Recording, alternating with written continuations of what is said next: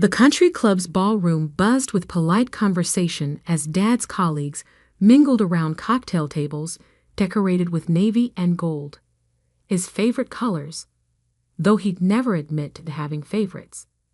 37 years at Henderson and Associates deserved a proper send-off.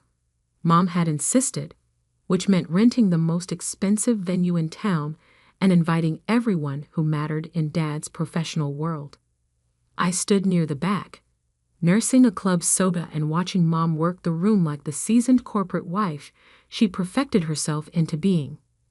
Her silver hair was styled in that expensive way that looked effortless, but cost more than most people's monthly rent, and her navy cocktail dress probably cost more than my entire wardrobe, or what she thought my wardrobe was worth. Victoria. Dad's booming voice cut through the chatter as he approached with his longtime partner, Mr. Henderson himself. Come meet the man who's been putting up with me all these years. Mr. Henderson extended a weathered hand, his eyes crinkling with genuine warmth. Your father never stops talking about you. Says you're doing something with computers? Before I could answer, Mom appeared at Dad's elbow, like she'd been summoned. Oh, Victoria's still figuring herself out, she said with that practiced smile that never reached her eyes. Living in that little apartment downtown, spending all day staring at screens. We keep hoping she'll find something more substantial. The way she said substantial made it sound like I was playing video games all day instead of running a multi-billion-dollar tech empire. But that was Mom. If it didn't involve a corner office in a traditional company or a husband with the right pedigree, it wasn't real success in her world. Actually, I started, but Mom was already steering the conversation elsewhere. Harold was just telling me about his grandson's internship at Goldman Sachs, she continued, as if I hadn't spoken. Now that's the kind of opportunity that leads somewhere meaningful. I'd learned long ago not to argue with Mom at social functions. The last time I tried to explain what I actually did for work, she laughed and patted my arm like I was telling her about an imaginary friend. So I just smiled and nodded, while she painted me as the family disappointment to anyone who'd listen. The truth was more complicated than Mom could comprehend. While she thought I was wasting away in my little apartment, which was actually a penthouse I owned outright, I'd spent the last 8 years building quantum dynamics from the ground up. We specialized in quantum computing applications for financial modeling, and our algorithms had revolutionized how major investment firms processed market data. But explaining quantum computing to someone who still called everything technology-related computer stuff was like trying to explain color to someone who'd never seen. So I'd stopped trying. Victoria, darling. Mom's voice had that particular pitch she used when she was about to say something she thought was helpful, but was actually devastating. Mrs. Patterson was just mentioning that her daughter's law firm is hiring paralegals. I told her you'd be interested. It's a real job with benefits and everything. Mrs. Patterson, a thin woman with kind eyes and unfortunate lipstick choices, looked embarrassed. I'm sure Victoria has her own plans, Margaret. Oh, she's been saying that for years. Mom laughed, that tinkling sound she perfected for social situations. But eventually we all have to face reality, don't we? The reality was that I'd been supporting myself since college and had never asked my parents for a dime. The reality was that my computer stuff had generated more revenue last quarter than Dad would make in his entire career. The reality was that I deliberately kept my success hidden because I knew it would change everything, and I wasn't ready for that conversation. But Mom didn't know any of that. To her, I was still the weird kid who preferred programming to piano lessons, who chose MIT over the local university because it was more practical, who turned down perfectly good job offers at respectable companies to chase some impossible dream. She spends all her time on computers. Mom continued to Mrs. Patterson, as if I wasn't standing right there. I keep telling her that's no way to build a real career. You can't make a living playing around with gadgets. The irony was so thick I could have cut it with a knife. Just last week, I'd closed a deal with a consortium of European banks that would integrate our quantum algorithms into their trading platforms. The contract was worth $800 million over 3 years. My gadgets were reshaping global finance, but Mom saw only the surface, her daughter who dressed casually and didn't work in a proper office. Well, Mrs. Patterson said diplomatically, I'm sure she's doing important work. Important? Mom's eyebrows rose in that expression I knew meant she was about to say something particularly cutting. Sweetie, sitting in front of a computer all day isn't important.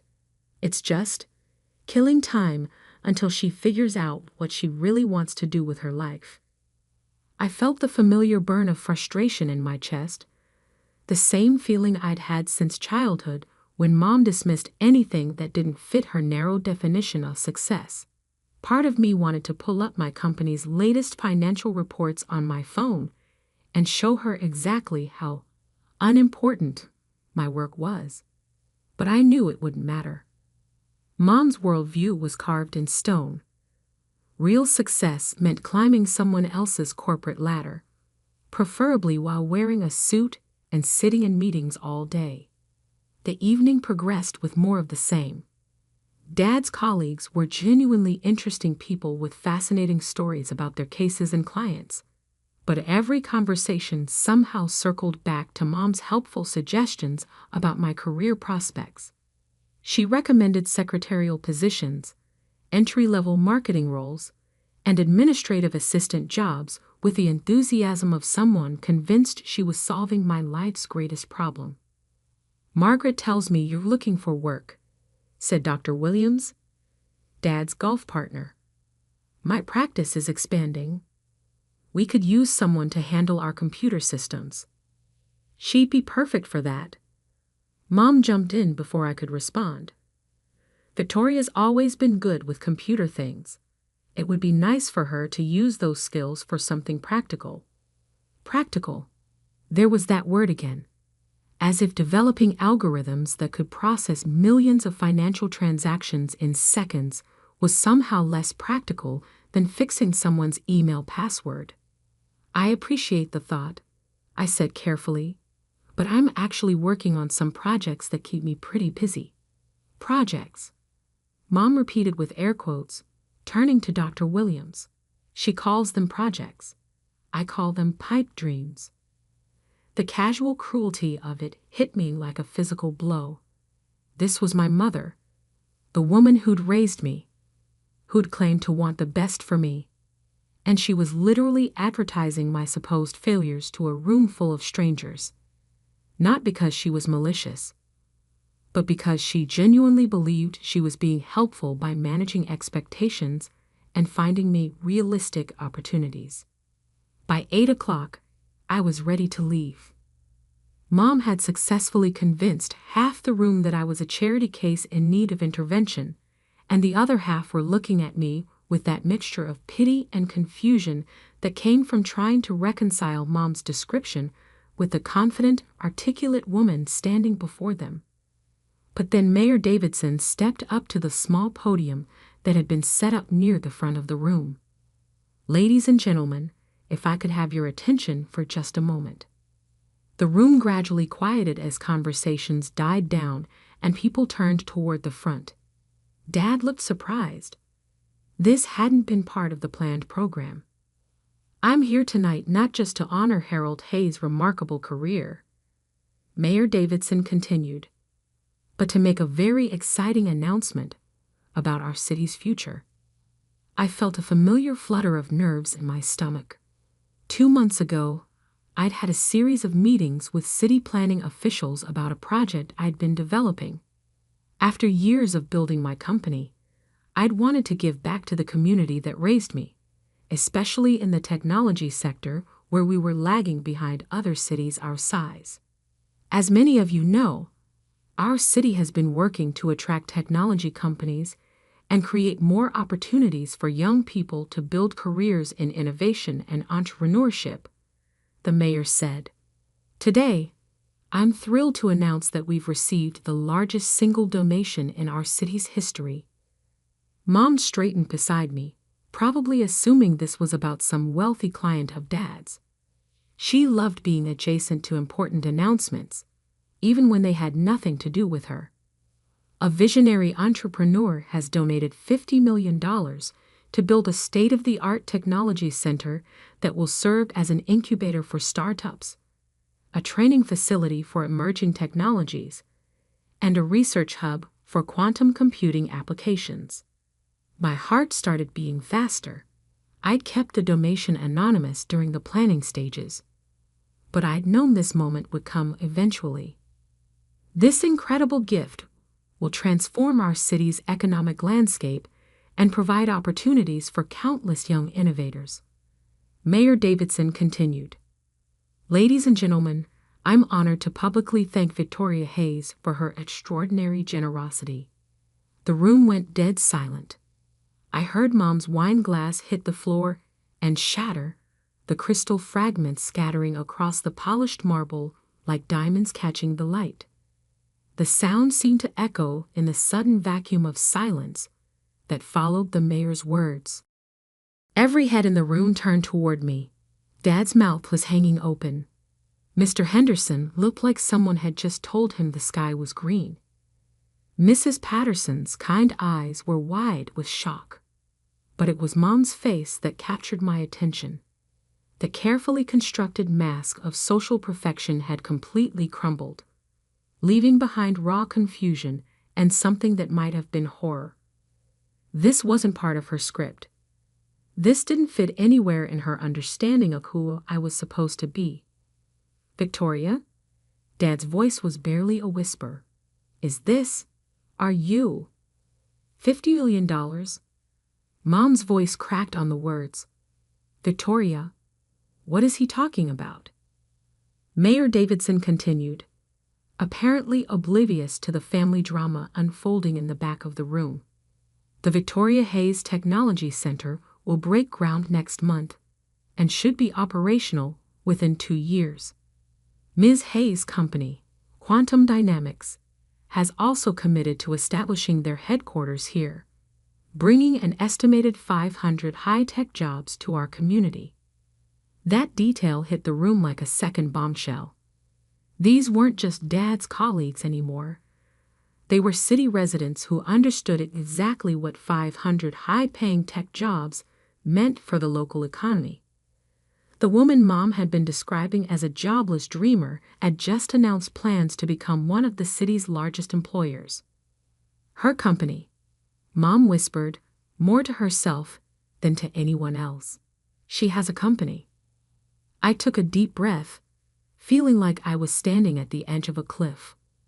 For 8 years, I'd maintained the fiction that I was just getting by, just figuring things out, just playing around with computers. For 8 years, I'd let Mom's disappointment wash over me, rather than risk the complicated conversations that would come with revealing the truth. But there was no going back now. Mom, I said quietly, I need to tell you some things. The crowd had started to disperse, with people clustering around the mayor and others clearly trying to get closer to me. But my family stood frozen in our little bubble of shock, like the last people to learn that the world had changed while they weren't paying attention. Victoria, Dad said slowly, his lawyer's mind apparently starting to process the implications. When he said your company, how big is your company? It was a fair question. Quantum Dynamics had grown so far beyond my original projections that sometimes I couldn't quite believe it myself. We had offices in 12 cities, partnerships with 43 major financial institutions, and a valuation that put us in the upper tier of private tech companies. Last quarter, we generated about $2.3 billion in revenue, I said simply. Mom made a sound like she was choking. Billion? Dad repeated. With a B? The donation is just part of our community investment initiative, I continued. We're also funding scholarships for local students interested in STEM fields, and we're partnering with the high school to upgrade their computer science program. But Mom was struggling to form complete sentences. But you live in that tiny apartment. You dress like. You said you were just. I said I was working on projects. I corrected gently. You assumed they weren't important. The truth was, I did live simply compared to what I could afford. My penthouse was nice, but not ostentatious. I drove a reliable car instead of something flashy, and I preferred comfortable clothes to designer labels. The money had never been the point. Solving interesting problems was the point. Building something meaningful was the point. But I could see that from Mom's perspective. My lifestyle choices had been evidence of failure rather than personal preference. Quantum computing, Mr. Henderson said thoughtfully, and I was grateful for his interruption. That's the technology that could revolutionize financial modeling, isn't it? Among other applications, yes. I nodded. We've developed algorithms that can process complex market scenarios thousands of times faster than traditional computers. And banks pay you for this? Dad asked, his professional curiosity starting to override his shock. Banks, investment firms, insurance companies, government agencies, I confirmed. Anyone who needs to analyze large datasets or model complex scenarios. Mayor Davidson had finished his remarks and was making his way toward us, followed by a small crowd of people who apparently wanted to meet the mysterious benefactor. I could see Mom's social training warring with her confusion. Part of her wanted to bask in the reflected glory of having raised the evening's guest of honor, but part of her was still trying to reconcile this new information with everything she believed about me. Ms. Hayes, the mayor said warmly as he reached us, I hope you don't mind that I revealed your identity. I know you wanted to keep the donation anonymous initially, but the city council felt it was important to publicly acknowledge such extraordinary generosity. Of course, I replied. I'm honored that the city is excited about the project. Your parents must be incredibly proud, he continued, turning to Mom and Dad with genuine enthusiasm. Raising a daughter who becomes one of the most successful entrepreneurs in the region, that's quite an achievement. Mom's smile looked physically painful. Yes, we're very proud. But I could see the wheels turning behind her eyes. She was already trying to figure out how to reframe the evening's earlier conversations, how to explain to Mrs. Patterson and Dr. Williams why she'd been describing her billionaire daughter as unemployed and directionless. The crowd around us was growing, with people introducing themselves and asking questions about the technology center and job opportunities. I fielded them as best I could, but I kept one eye on my parents, who were clearly struggling to process this sudden shift in their understanding of my life. Victoria, Dad said during a brief lull in the conversation, can we talk privately for a minute? I followed him to a quieter corner of the room, with Mom trailing behind us like she was afraid we might disappear. I need to understand something, Dad said in his careful lawyer voice. When did this happen? When did you become this? It's been gradual, I said. I started the company right after college with some algorithms I developed for my thesis. We got our first major client about 6 years ago, and it grew from there. 6 years ago, Mom repeated faintly. You've been running $1 billion company for 6 years, and you never told us? It was a reasonable question, but the answer was complicated. How do you explain that you kept quiet? Because every time you tried to share good news, it was dismissed or minimized. How do you tell your parents that their constant suggestions for real jobs made it clear they'd never understand what you actually did for a living? I tried to tell you, I said carefully. Remember when I got the contract with Morrison Financial?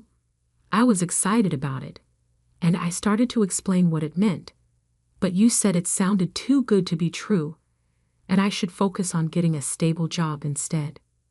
Mom's face flushed. I was just trying to be realistic. I know, I said, and I meant it. But after a while, it became easier to just let you think what you wanted to think. The conversation was interrupted by Dr. Williams, who'd apparently connected some dots. Victoria, I have to ask, the Hayes Foundation that's been funding medical research at the university, is that? Yes, I confirmed. We'd established the foundation 3 years ago. Mom looked like she might faint. The Hayes Foundation? The one that donated $10 million to the Children's Hospital. Among other grants, yes. But that's been in the newspapers, Dad said slowly. Margaret, we've read about the Hayes Foundation. How did we not realize?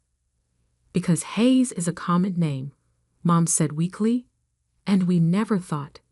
How could we have known that our Victoria was the same? It was painful to watch her realize how completely she'd misjudged the situation. For years, she'd been worrying about my future while I was quietly building something bigger than she'd ever imagined. The daughter she'd described as aimless and unsuccessful had been creating jobs, funding scholarships, and contributing millions to local causes. Ma'am? A young reporter had appeared at my elbow. I'm from the City Tribune. Could I ask you a few questions about the Technology Center project? Of course, I said, grateful for the distraction. As I answered questions about timelines and economic impact, I could see my parents hovering nearby, still looking shell-shocked. Mom kept glancing around the room like she was seeing it for the first time, probably remembering all the conversations where she'd apologized for my lack of direction. The evening wound down eventually, with business cards exchanged and promises made to follow up on various initiatives. As the crowd thinned out, my family found themselves alone with the shattered remains of their assumptions. Victoria, Mom said finally, her voice small. I owe you an apology. You don't need to. No, I do, she interrupted. I spent tonight telling everyone you were a failure. I've spent years telling everyone you were a failure. And all this time, you were. She gestured helplessly at the room where the mayor was still chatting with stragglers about the transformative impact of my donation. You were trying to protect me, I said gently. You wanted me to have security and stability. I understand that. But I was wrong, she said, tears starting to form in her eyes. I was so wrong about everything. Dad cleared his throat. Can I ask why you didn't correct us? Why you let us go on thinking? It was the question I had been dreading, because the answer revealed uncomfortable truths about our family dynamics. Because every time I tried to share something I was excited about, it got shot down, I said honestly. Every breakthrough, every success, every milestone, you found reasons why it wasn't real or sustainable or meaningful. After a while, I stopped trying. The words hung in the air between us like an indictment. I could see Mom remembering specific conversations, specific moments when she dismissed my enthusiasm as naive optimism. The Morrison contract, she said quietly. You tried to tell me it was a big deal, and I said it sounded like a scam. The patent office celebration, Dad added, looking stricken. You wanted us to come to some ceremony, and we said we were too busy. The Forbes interview, Mom whispered. You mentioned something about a magazine wanting to talk to you, and I said not to waste your time with publicity stunts. Each memory was like a small wound being reopened. These weren't malicious moments. They were loving parents trying to protect their daughter from disappointment and delusion. But the cumulative effect had been to create a wall between us, brick by brick, conversation by conversation. "I'm sorry," Mom said, and now the tears were flowing freely. "I'm so sorry, Victoria. I thought I was helping. I thought I was being realistic." "I know," I said, "and I did. But maybe now we can try something different." The country club staff were starting to clean up around us, stacking chairs and clearing tables. Dad's retirement party had officially ended, but something else was beginning. A new chapter in our family story, built on truth instead of assumptions. "So what happens now?" Dad asked. "Now you know who I really am," I said. "And if you're interested, I'd love to show you what I've been building." Mom nodded eagerly, mascara streaked, but eyes bright with genuine curiosity for the first time in years. "Can I ask one more question?" Dad said. "Of course. Are you happy? With all of this, with what you've built, are you happy?"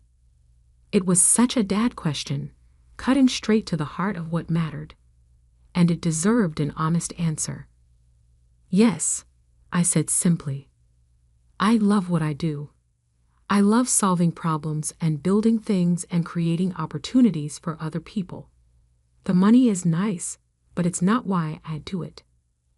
"Good," he said, and smiled for the first time since the mayor's announcement. "That's all that really matters." As we gathered our things and prepared to leave, Mom slipped her arm through mine, a gesture she hadn't made since I was much younger. "Victoria," she said quietly, "would you like to have lunch this week? I'd love to hear about your work. Really hear about it, I mean." "I'd like that," I said. Walking out of the country club that night, I felt lighter than I had in years. The secret was out, the pretense was over, and for the first time in a long time, my family knew exactly who I was. It wasn't the ending I'd expected when the evening began, but it was the beginning I'd been hoping for all along.